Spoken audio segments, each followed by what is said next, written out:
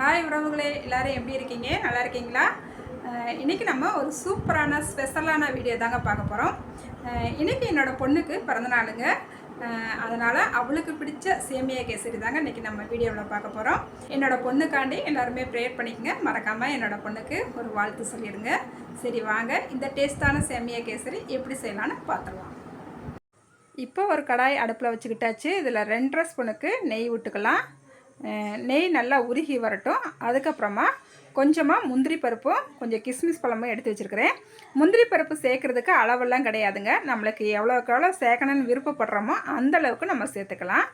இப்போ அடுப்பு மிதமான தீயில் வச்சுக்கிட்டேவும் இந்த முந்திரி பருப்பை நல்லா வறுத்துக்கலாம். அதுக்கப்புறமா கிஸ்மிஸ் பழத்தையும் சேர்த்துக்கலாங்க. கொஞ்சம் முந்திரி பருப்பை வறுத்த பிறகு தான் நம்ம கிஸ்மிஸ் பழத்தை சேர்க்கணும். இப்போ முந்திரி பருப்பும் நல்லா நம்மளுக்கு செவந்து வந்திருக்குது. அதே போல் கிஸ்மிஸ் பழமும் நல்லா உப்பி வந்துருச்சு. இந்த அளவுக்கு வந்தால் போதும். இப்போ நம்ம இதை எல்லாத்தையுமே எடுத்துக்கலாம். இப்போ நம்ம முந்திரி பருப்பையும் கிஸ்மிஸ் பழத்தையும் வறுத்துக்கிட்டாச்சு. இப்போ நம்மளுக்கு கடாயில் ஒரு 2 ஸ்பூன் அளவுக்கு நெய் இருக்குங்க. அதுலேயேவும் நம்ம சேமியாவை சேர்த்துக்கலாம். 1 கப் அளவு நம்ம சேமியா எடுத்துருக்குறோம். இப்போ நல்லா கலந்து விட்டுக்கலாம். அடுப்பை மிதமான தீயில் வச்சுக்கிட்டேவும் இதை பொறுமையாக நல்லா வறுத்துக்கலாங்க. அடுப்பை ஹை ஃப்ளேமில் வச்சு வறுத்துறாதீங்க, சீக்கிரமாகவே நம்மளுக்கு கருகி போயிடும். அதனால் அடுப்பை மிதமான தீயில் வச்சுக்கிட்டேவும் இதை நல்லா பொறுமையாக வறுத்து எடுத்துக்கலாம். இப்போ ஒரு 4-5 நிமிஷமாக நல்லா பொறுமையாக இந்த சேமியாவை வறுத்துக்கிட்டாச்சு. இப்போ நம்ம இதை எடுத்துக்கலாங்க. ஒரு பாத்திரத்துக்கு மாற்றி எடுத்துக்கலாம்.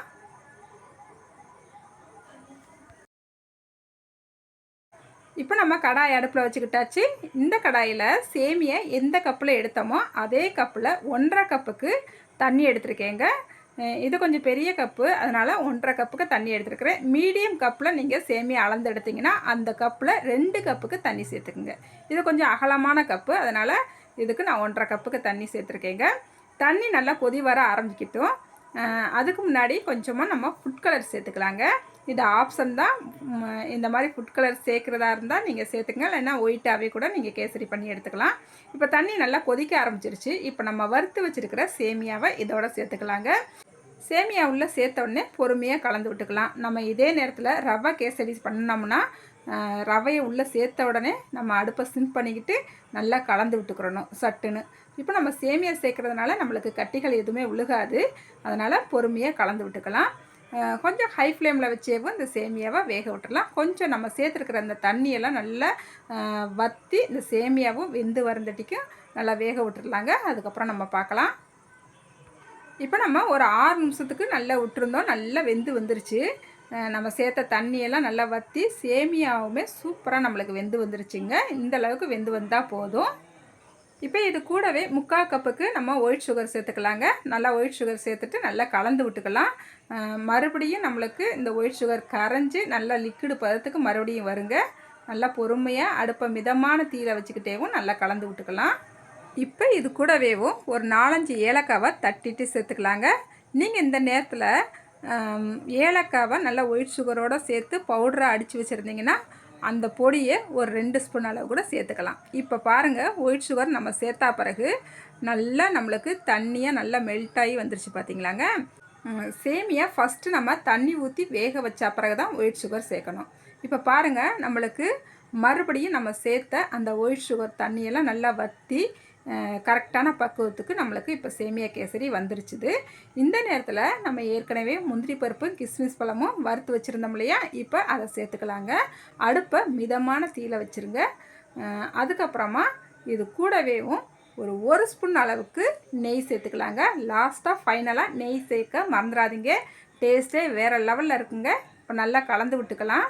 இந்த சேமியா கேசரி எங்களுக்கு மட்டும் நான் பண்ணலைங்க.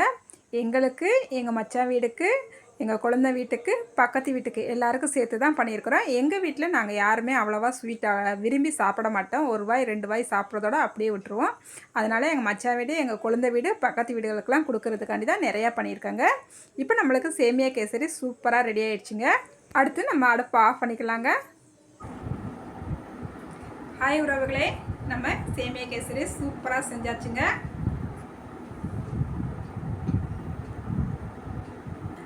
இப்போ பிறந்தநாள் பேபியை கூப்பிட்டு டேஸ்ட் பண்ண சொல்லிடலாம் எப்படி இருக்குன்ட்டு.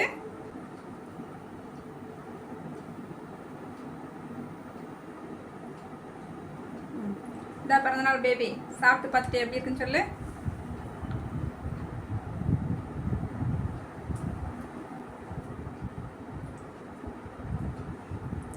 சேமியா கேசரி எப்படி இருக்கு பாப்பு? சூப்பராக இருக்குமா. இப்படி இனிப்பா வாயில் வச்சோன்னா வழுக்கிக்கிட்டு போகுது. வழுக்கிக்கிட்டு போதா? இன்னொரு வாய் தாங்க.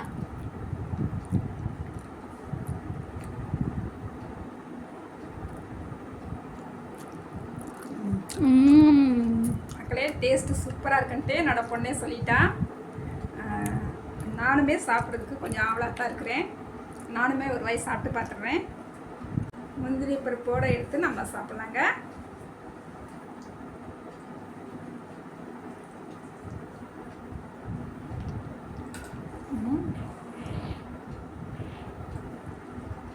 சூப்பராக இருக்குங்க.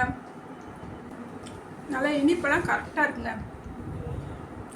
கடைசியாக ஒரு ஸ்பூன் நெய் விட்டோம் பாருங்க, அந்த நெய் ஃப்ளேவர் வந்து சூப்பராக இருக்குது.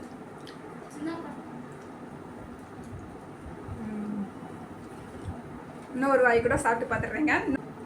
ரொம்பவே சூப்பராக இருக்குது. அப்படியே முந்திரி பருப்போட சாப்பிடும் போது அதை விட டேஸ்ட்டாக இருக்குங்க.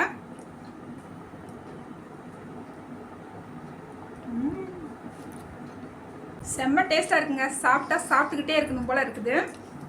ஒரு சிஸ்டர் கூட கேட்டிருந்தாங்க, நீங்கள் என்ன வெயிட் லாஸில் இருந்துட்டு நல்லா ஸ்வீட்டாக சாப்பிட்டுக்கிட்டு இருக்கீங்க அப்படின்னு சொல்லி கேட்டாங்க. வெயிட் லாஸ் என்றைக்காவது ஒரு நாளைக்கு தானே ஸ்வீட்டு, அதுவும் அளவாக 2 வாய் சாப்பிட்டுக்கிட்டோம்னா போதும். அதுக்கப்புறம் கொஞ்சம் வெந்நி குடிச்சிக்கிட்டோம்னா சரியாக போயிடும். அதுக்குன்னு ஸ்வீட்லாம் செஞ்சுட்டு சாப்பிடாமல் இருக்க முடியுமா?